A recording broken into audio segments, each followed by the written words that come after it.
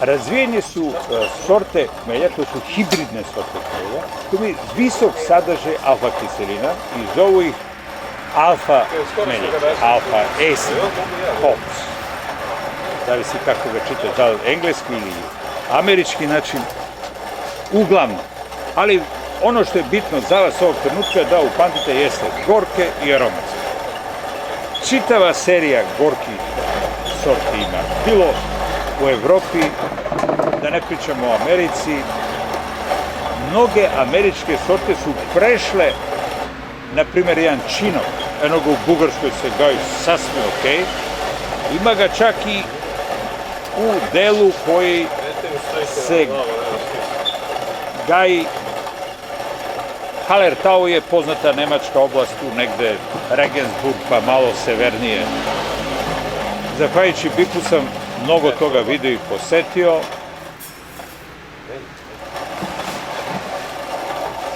Ono što, kad dobližite čašu sa hmeljom, sa pivom pod nos, prvo što bi trebao da vam stvori dojam, što bi rekli braća Hrvati o kvalitetu, je fina, lepa aroma na hmelj. To potiče od aromatskih sorti. Na ovim prostorima, znači, bila je ta sorta bačka, nažalost izgubljena, sa veoma lošim osobinama. Ono što može se nađe. Inače, pazite gde kupujete hmelj, to da kažem dok nisam zaboravio, da ne kupujete slamu. Uzimajte kod proverenih kuća, nemojte, neko je, znaš, imam ispalo, ili je ispalo iz kamiona, pa ne znate šta ste kupili, na onu količinu vi koji trošite kod kuće. Ja vas molim, uzmite kod proverenog distributera. Da li je to moje pivo, Pera, Žika, Mika, ja ću vam reći, ali ovo se bave sve sa velikim količinama ili uvoze za industriju. Elem, prelepa aromatska sorta postoji koja se zove Golding, savski Golding, Žalec. Okolina, Žalec je mesto koje je jedno 6 km od Celja, to je stolica proizvodnje hmelja u Sloveniji. Znači, imaju i gorke sorte i aromatske sorte.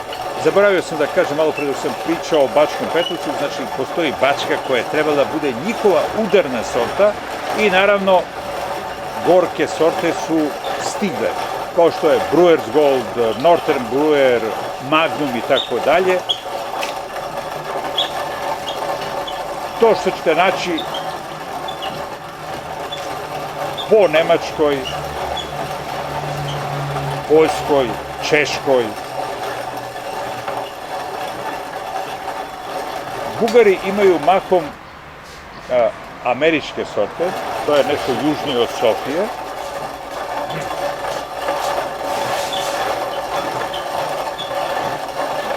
Makedonci rade u okolini Bitolja mahom, Priljepi Bitolja mahom gorke sorte. Više ne sme da pričamo o hmelju, da vas ne ubijem. Voda koja se koristi za pivo. Svaki tip piva ima svoju vodu.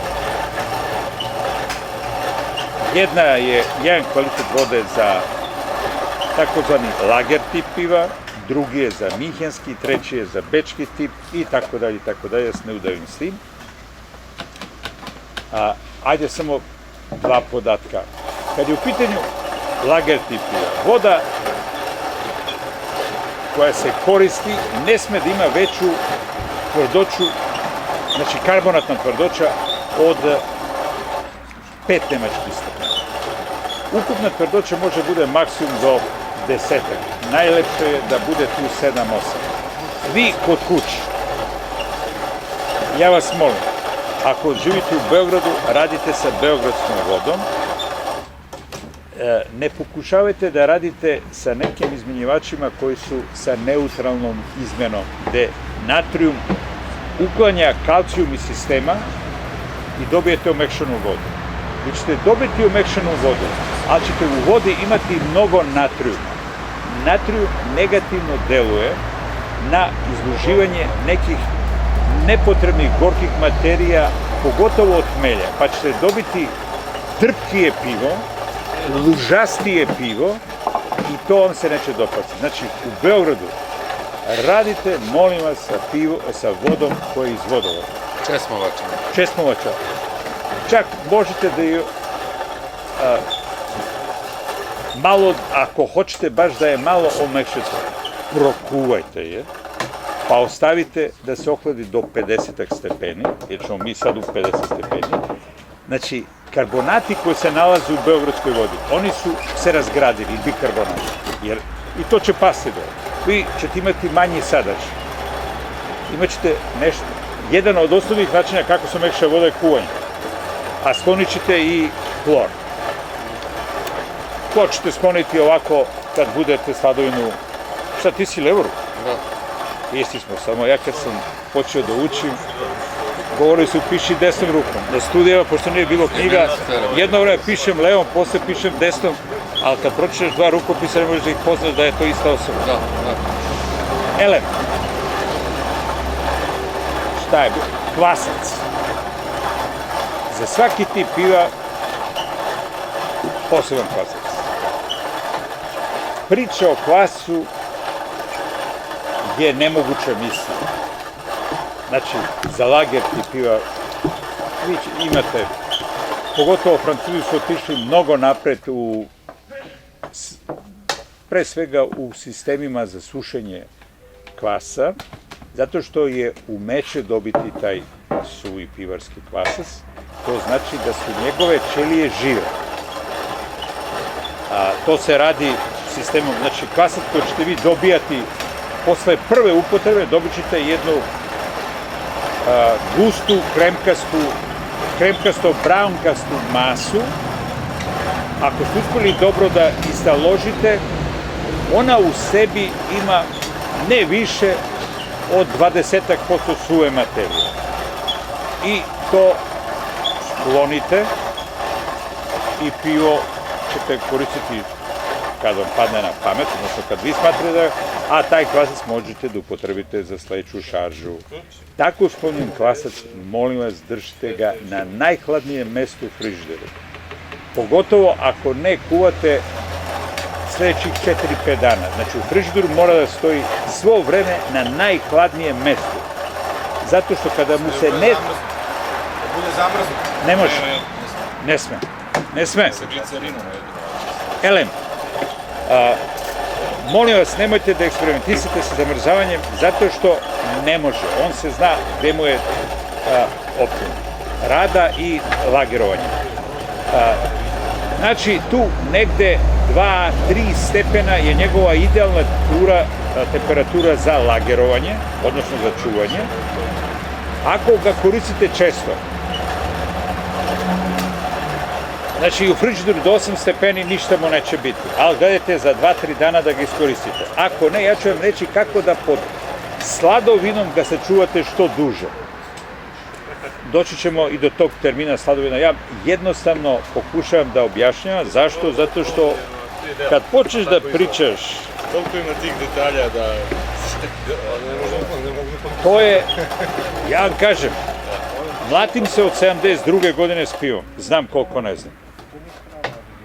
Imam 69 godina. Elem, znači, opet, da ne pričam, svaki tip piva svoje kvase. Da li je, hoćete gornje vrenje, donje vrenje, da li hoćete elove, abeje, trapiste, verovatno ste bili, neko je možda bio, neko nije, evo da pokrenemo sam ja bio u tom Kristu. Najpoznatija na gradskom trgu, ovde je gradska kuća, ovde se nalazi poznata njihova pivnica, gde prave pivo sa kvasima koji su divni. Znači, svuda oko nas, na vašem nosu, na primer, gospodine, vas gleda, ima divnih kvasaca i virusa kako hoćete. Znači, sad, oni puste da sa tim kvasima koji su se našli u sredini gde im je ta pivara, mini, a proizvode pivo. To pivo je kiselkasto, gorko i oni vas upozoravaju. Ako mislite da ćete imati problema sa stomakom, zato što neko ne podnosi to, morat će trči tamo. prvi put kad sam otišao davne 74. godine, znači sad će biti 40 godina, grupa onako izradu, znači počne da cepa, ja malo popijem, ja vidim gro od njih odoše, stomak reaguje kako reaguje. Mi nismo navikli na taj svoj kvasa i onda revoluciju u stomaku. Ajde pričamo šta je to sad komin. Samleveni slad plus voda daje komin. Komina se temperaturno obrađuje. Zašto? Zato što u sladu se nalaze enzimi koji su u polupospalnom stanju. Kad ih dovedete u tečnu vodu, oni počinju polako da se aktiviraju i da rade ono što treba da rade u sladu, odnosno u kominu. Postoji čitava lepeza enzima. Postoje enzimi koji se nalaze, znači to su sve prirodne enzimi koji se nalaze u sladu. Proteolitski, citolitski, amilaze, proteinaze sam rekao, glukanaze. Ne smijem više da vam pričam, napravit ću haos. Kad je proteolitski enzim, postoji neutralna proteinaza, granična proteinaza i da vas ne davim. Znači, za proteolitski enzim koji se nalaze u sladu, optimalna vrednost za temperaturu je tu oko 52 do 55 stepeni. I zato ja vas molim, kad, prvo da kažem, odnos vode i slada za vašu upotrebu, kad radite kod kuće, ne sme da bude manja od 1:3,5. Znači, najlepše da kažete 1:4. Reći vam i kako ćete se odlučivati koju količinu slada i vode ćete koristiti, ako nemate tog iskustva. Postoji jedan jednostavan šablon, to je posve empirijski. Nisam ja izmislio to, nego pametni ljudi, mene su napisani pre 40 godina. Ja sam čitao tu knjigu i video i posle to ponavljam akom, jer je to istina. Znači, idite s odnosom 1:4. A zašto što je gušća komina?